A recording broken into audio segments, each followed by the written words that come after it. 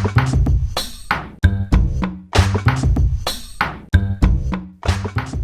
right. Good morning, everybody from South by Southwest. We're here at Galvanize. My name is John Loyens. I'm the Chief Product Officer and co-founder of data.world. We're lucky enough to be doing this great interview series with a lot of really interesting people from the data community here at Galvanize this morning. And right now with me, I have Mr. Andrea Glorioso, who is the Counselor for the Digital Economy at the Delegation of the European Union for the U.S. And he's down from D.C. and yesterday gave a great talk on the government and data and the flow of privacy and security. Your title is a bit of a mouthful. Yeah. So why don't you tell us a little bit about yourself and what your role entails and how you work as a liaison between the U.S. and the European Union. Absolutely. First of all, good morning. Thank you very much for organizing this. Thanks to Galvanize and to data.world for doing this. Yes, we do realize that my title is too long, but I didn't decide it. I'm sorry about that. But in a nutshell, my job is basically I've been working for the past almost 10 years for the European Commission, which, to cut a very long story short, is kind of the executive of the European Union. I was in Brussels until 2014, and there I dealt a lot with the privacy and cybersecurity policies. Before that, I was actually in the private sector, in the IT sector, and in academia. And then in 2014, I was sent to Washington. In fact, in our diplomatic lingo, we said that I was posted, which makes me feel like a package, but that's the language we use, to Washington. And my job at the European Union delegation in Washington is basically twofold. On the one hand, I present to U.S. stakeholders, and I'd like to underline that, of course, we work a lot with the Washington crowd, with the federal government, with Congress, with the various lobbyists and NGOs that are present there, but I am the counselor to the United States, and we try to talk a lot with the rest of this very big and beautiful country, which is one of the reasons why, by the way, me and other colleagues from the European Union delegation, we are here at South by Southwest, because we wanted to engage with the community here. So that's part of my job, is to present what the European Union is doing in different areas within the digital economy portfolio. That's my portfolio, the delegation. But also, and I would say almost as importantly, to explain to my European colleagues and to other European stakeholders what is actually happening here in the US. Because maybe you will not be surprised, but you might be surprised to know that Europeans have a sometimes rather bizarre or biased view of what are the actual dynamics here in the US in terms of the tech sector, what's moving. I would say that people in Europe are very much focused on Silicon Valley for many reasons, and they don't always realize that there are many tech clusters all across the US, of which Austin is a very big one, but not the only one. There are other areas in Boston, Northwest, Miami is growing very, very fast. So it's this kind of bidirectional work. I also have a bit of diplomatic work. I organize high-level missions, and I make démarche, which is a diplomatic term to basically say I'm telling the U.S. government something that my superiors tell me I have to tell them. But that's it basically. And on the substance, I cover, as I said, the whole digital economy portfolio, or what we call in Europe our digital single market strategy, of which data-based innovation is a very big component all across the line, which is why I'm very, very glad that we could have this opportunity to talk. Yeah, great. So you have a pretty strong background from your private sector days in privacy and security, and your talk yesterday touched on that a fair bit. Before we kind of get into some of the nuance of European versus U.S. privacy and security, one of the things I find really interesting when I talk to individuals and companies about data.world or about really anything data related is people jump into privacy and security very, very quickly. Yeah. But there's some nuance there. And one of the nuances that I find people miss sometimes is the fact that privacy and security are two interrelated but very different issues.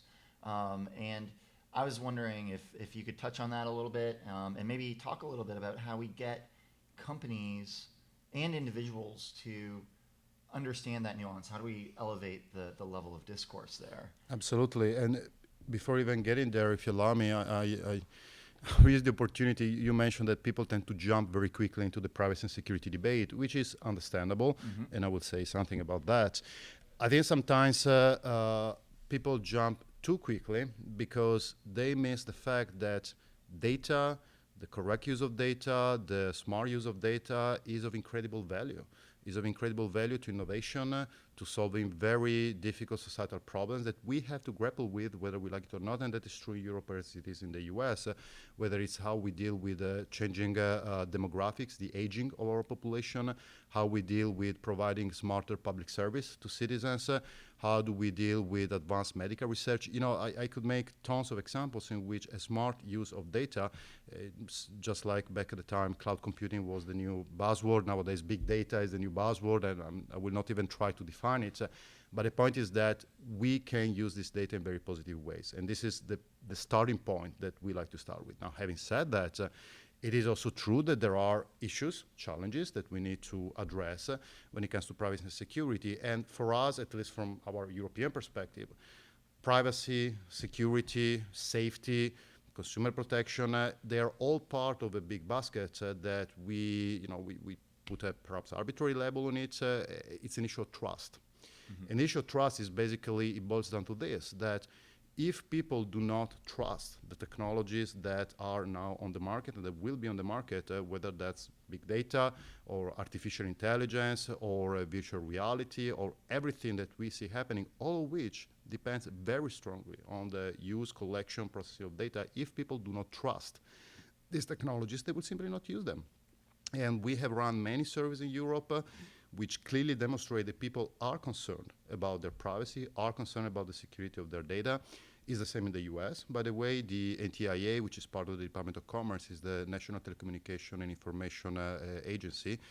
They issued a very wide-ranging survey of US households, and the results were strikingly similar. There are many US households which do not use these technologies because they're a bit afraid. Mm-hmm. Now, when it comes specifically to privacy and security, data privacy and data security, first of all, for us, and I would like to underline that these two notions are not in opposition to each other. In order to have good data privacy, you need to have good data security. And there is no way that you can have good data security without ensuring that certain baselines of privacy protections are there in place. Now, the European approach certainly to privacy, I think that on security we have more or less a rather common understanding in Europe and in the US on what is important, which is that there should be certain baseline of consumer awareness and hygiene in the sense that we don't want to shift the burden or responsibility for everything around security to the end user, to the consumers, but the consumers should also learn that there are certain good practices that they need to start adopting in this environment. Just like when you drive a car, you learn how to drive a car, and there are things you do and things that you don't do. And it's not even about the rules to follow, it's just common sense and common prudence. Much in the same way when you use data-intensive services, you need to know certain basic tips and tricks. When it comes to privacy, our approach is slightly different in the sense that, in fact, in Europe, we do not even talk only about privacy, we talk about personal data protection. Mm-hmm. And it's a very long debate, and we don't have the time for that, but I would say that by and large, the best way that I found to describe this slight difference to US, France, and US stakeholders that I talk to is privacy is about the fact that you have your private and personal space and you don't want people to intrude into that. But once the data that is related to that personal space is out, then that's it. You basically have no real or no massive control over it. For us as Europeans, the concept of personal data is that data that relates to me is very intimately connected to me as a person. So whether I have control over it, physical control over it, or whether it's out there, I should still have a certain degree of control on how the data is used, who is going to use it, for which purposes it's being used. And this is the area where I see that there is a conversation to be had, because let's also be very frank, there are challenges which I think we can solve with the smart use of policy and technology when we think about big data and the many ways in which data is collected without even understanding what is, at that point in time, what is the purpose to which the data can be used. That runs a bit counter to our European legal framework, but on the other hand, we are aware that there is so much innovation that data can be put to. So again, it's a conversation that we're having, and we're very open to it on the assumption that everybody understands where we are coming from, where we're starting from. Right. So one of the more interesting things that has become, an issue over the last little while in data ethics circles is the idea of data triangulation, which is, no matter how anonymized you make a data set, if you combine it with the right, 2 or 3 other data sets, you can, with a high degree of certainty, even identify individuals within those data sets. I mean, it's certainly been used in law enforcement. It's been used commercially. How do you educate people around that sort of thing, and how do you balance the innovation that can come by releasing anonymized data sets, letting the scientific community do things in research, and even if you think about the reproducible research movement and the idea that scientists need to release a lot of their research data nowadays, the risk of more triangulatable data sets getting out there is higher and higher. I mean, how do we strike that balance? That's a fantastic question, and you hit the nail on its head. But you're covering a lot of ground, so let me try to unpack. Let me try to unpack a little bit. First of all, and I really want to underline this because it has been when we, our listeners, our viewers might be aware, in Europe we recently adopted an upgrade, a reform of our data protection legislation with the so-called GDPR or General Data Protection Regulation. It has been the most ever lobbied piece of legislation in the European Union. It took 4 years of negotiations, a huge number of amendments and pressures from every side, which is understandable because it is in many ways everybody understood that that piece of legislation was one of the key underlying policies for the digital economy. So there were a lot of interests at stake, including US companies that very democratically, our system allows it, lobbied for it. And as part in the context of that conversation, of the debate, a number of stakeholders raised the point of scientific research, that by imposing, according to them, stricter requirements on the processing of personal data, we were somehow stifling scientific research. And because you mentioned that, in that piece of legislation, which is a rather longish piece of legislation, so I understand that people maybe might have lost it in the middle of the 100 and so articles of the regulation, but there is a very clear exception for to process data for the purposes of scientific and statistical research, as long as there are certain safeguards put in place, so that, which I think are understandable. You are doing research on, you're doing cancer research. You need to do a lot of patient trials. You need to collect a lot of personal data, but you want to make sure that that data, that it's even assuming that you can do triangulation or de-anonymization of the data, that the identity of the person associated with the data is very well protected. Mm-hmm. So it's possible to do scientific research, and it's happening anyway in Europe. Now, the issue of data triangulation, de-anonymization, as we call it, it's been known for quite a long time in Europe. We have papers from many years ago in which we are perfectly aware of the issue. I think the problem there, not the problem, but the angle that we would like to take there is, one, indeed, as you mentioned, consumers, users, citizens should be aware of what is actually possible to do with today's technology, even when they think that their data is anonymous. They should be aware that in a number of cases it can be reassociated with them. So there is an education aspect. And I think that industry, by and large, without naming names and without naming countries, industry in general should be a lot more, should be clearer on what is possible or not. Because I think that what you have seen from industry, sometimes they tend to keep these possibilities, I wouldn't say secret, but they don't necessarily like to talk about it. And this, I go back to my previous point, this doesn't create trust in consumers. Right. Because if they come to discover, oh, wait a second, I thought that this data was was anonymized, and then I discovered that actually company X can, in fact, know so many things. That creates a lack of trust. And we all know that trust is very hard to build and very easy to destroy. And once it's destroyed, it's very hard to rebuild. So I think we think it's in industry's interest to be much more forthcoming on what is possible or not. At the end of the day, in our legal system, and we're talking now specifically about privacy and personal data protection, the basic notion is the notion indeed of personal data. And personal data is data that can be associated directly or indirectly to a human being, let's say, to a citizen. So whether that is done, whether that association happens because you have a database, you have a piece of data and the name, that's easy, okay? That's clearly personal data. Or whether that goes through different steps, it doesn't really matter. It is still personal data if at a certain point, using reasonable techniques, etc., you can make that association. Once a piece of data is personal data, it's not that you cannot use it anymore. It's just that you need to make sure that certain safeguards are in place, and you need to grant what we call in our system the data subject a certain number of rights, including, personally I would say most importantly, the right to know what you are doing with my data. Again, I can give you consent to use my data for whatever purpose, whether that's to gain a free service or for scientific research, etc. That's cool, and we're not against it. Or for commercial return, that's absolutely cool. But if at a certain point I want to know, okay, what's exactly happening to my data, we don't accept, oh, well, the data is in the cloud, or the data is being done for fantastic purposes, and we cannot tell you what is being used for. That is not an acceptable answer. So, to cut a long story short, I think at the end of the day, it really boils down to having a honest conversation between industry or, the research community and citizens on what we can do with this data, what is being actually done, and this conversation ultimately serves to create trust. Without the trust, we are pretty convinced that the huge economic opportunities and societal opportunities that all these fantastic technologies allow, they will not be realized because people will simply feel duped and will say, well, you know what, then I'm going to step out and I'm not going to give you my data, and that's not good for industry, it's not good for any of us. I think everybody who has ever hit a European website or has had to implement, we have a lot of a fairly technically savvy audience.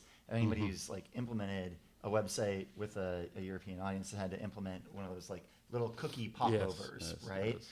So just, really, really straightforward here. Do you think those popovers do enough to educate consumers of what their data is actually being used for?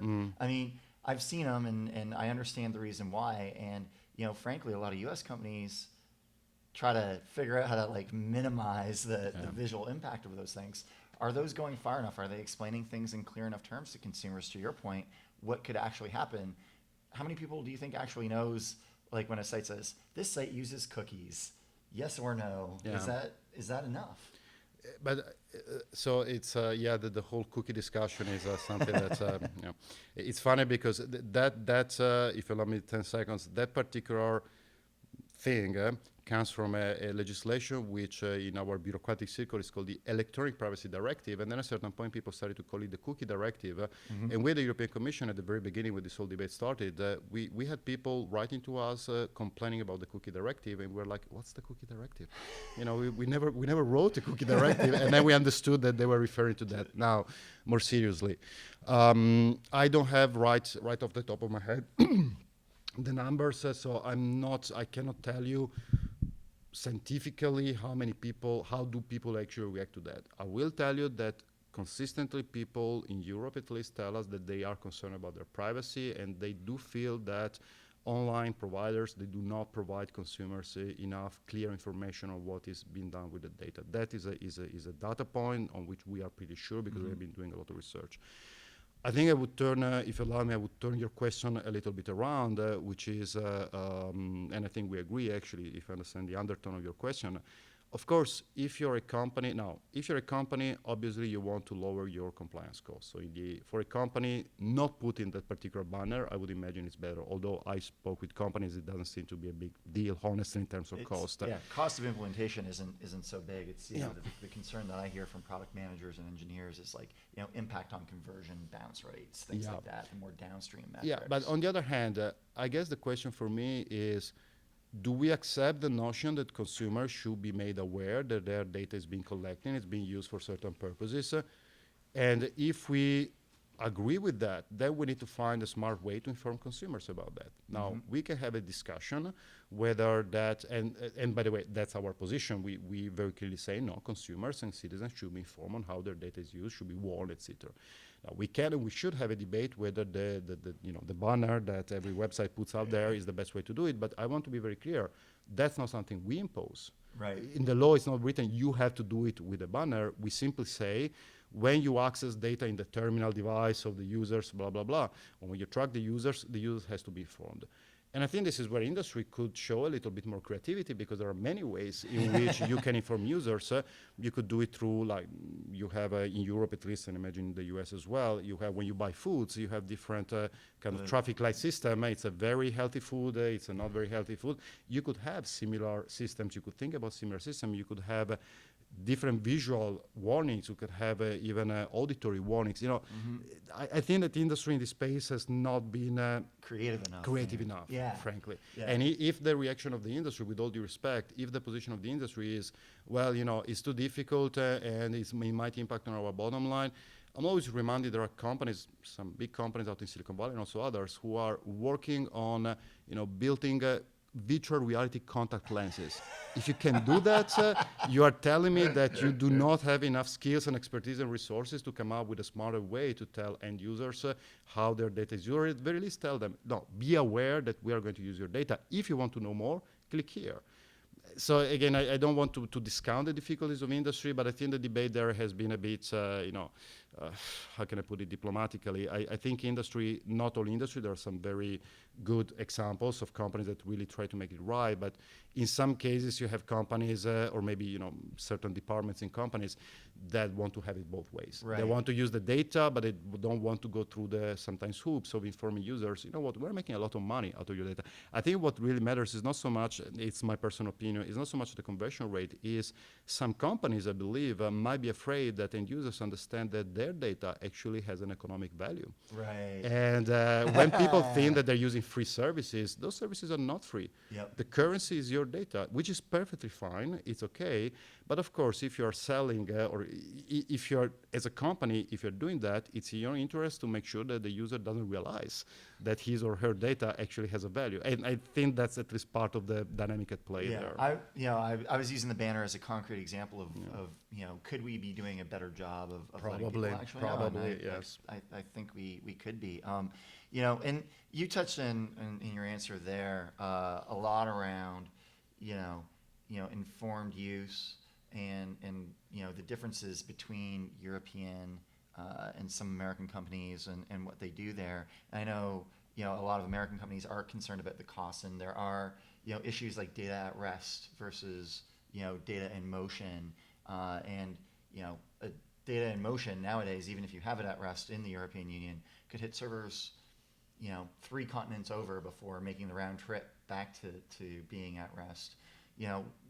What are your thoughts on the impact of the cloud and how policy is impacted by how quickly we can ship data around? And do you think there's a difference between data at rest and data in motion? Now I will give you, and I know we don't have a lot of time, so I'll try to be as brief as possible. But I probably should have asked such an in-depth question. This is a really it's a very good question, a very interesting one. But I'll try to be as brief as possible. I would like to give you the legal part, our legal policy there, and also a personal view out of almost 20 years of experience in this sector, both in the private sector and in government. So from a legal point of view, it doesn't really matter for our legal system whether we are talking about data at rest, data in motion, etc. If it's personal data of European citizens, our rules apply. And the new General Data Protection Regulation makes it even clearer than it ever was, according to our jurisprudence, that you cannot simply say, I am processing data of European citizens, or I'm selling products to European citizens, and I use their personal data for this purpose, but I'm based in in the US or in some other country, so you have no jurisdiction over me. In our new law, we make it very clear, and for us it was already clear out of jurisprudence, but we put it in the law. No, you're still subject to our laws, which I think, if you ask me, I know this has been very much criticized, extraterritorial application of the law. I'm sorry, it's my data, and it's really related to me as a person, so I think why should I go to a court in Pensacola or somewhere to have my rights respected? It's my data, so you deal with my laws. Now that's kind of the legal answer. So the whole thing, data is moving around, that's fine, that's a technical implementation detail. You still are subject to our rules. But I would say another thing, which is, and this is a message to industry, if I may, which, there are a lot of companies who, including in the US, who have understood that the issue is fundamental and issue of trust, and it's in their interest to be leaders in providing privacy and at least very clear explanation to consumers, and they're moving very fast in that direction. It wasn't always the case, but they're moving very fast. Having said that, I'm always amazed that when that question is asked, data is moving around, and very often you ask these companies, and some of these companies will tell you, well, data is in the cloud. We cannot know what it is. I used to work in the IT sector, and I'm sorry, if you're a network engineer and you don't know where the data is, you're not doing your job correctly. If you're a company and you don't know where your data is located at point in time X, you're not doing your job, because there are many engineering reasons why you need to know where the data is, for load balancing purposes, for security purposes, for all kinds of purposes. And as a matter of fact, many US cloud companies are now offering, because they have built data centers in Europe and all across the world, they're offering the option to say, we take your data, but we keep it within the data centers in Europe, which means at the end of the day that they're perfectly capable, there is the technology to keep the data if need be in some place, which we don't necessarily favor, and in any case to know where the data is. So again, I think with all due respect, I think the whole debate about data in motion, data in rest is, I'm a bit undiplomatic here, is a bit of a red herring, frankly. I don't think that's the real issue that we should discuss. Totally fair. All right, so last question, and then we'll wrap it up. Again, thank you for your time. For U.S. companies out there kind of looking at these issues, wanting to get better at informing consumers about what their data rights are, what do you think, or what are some companies that we should look to? What companies get it right, in your opinion? No, that's I cannot answer that question because I cannot I cannot promote one company over another. Sure. I would say though that and I'm happy to follow up on this. We as the European Commission, we have funded through our flagship innovation funding program, it's called Horizon 2020. We have funded a number of projects to develop what we call privacy by design or privacy by default that's awesome. approaches. Yeah. And the idea there is that you can have engineering and also product design techniques to make sure that certain baseline of privacy and personal data protection or security protection are there from the start, and that has to do with the inner technology. It has a lot to do with, and that's something somewhere where industry I think has to do better, and we kind of touched upon it before, on user interface. Our user interfaces are still very poor in explaining to end users that their data is being used, how it's being used, etc. So I would encourage people to have a look at those projects, and I'm happy to provide more information. And last, advertising, because we are present as the European Union delegation in Washington, we are happy to answer questions, to put people in touch with what's happening in Europe. That's our job, and we would welcome contact with U.S. industry that is interested in doing that. That's great. We'll get those links from you, and when we turn this into a blog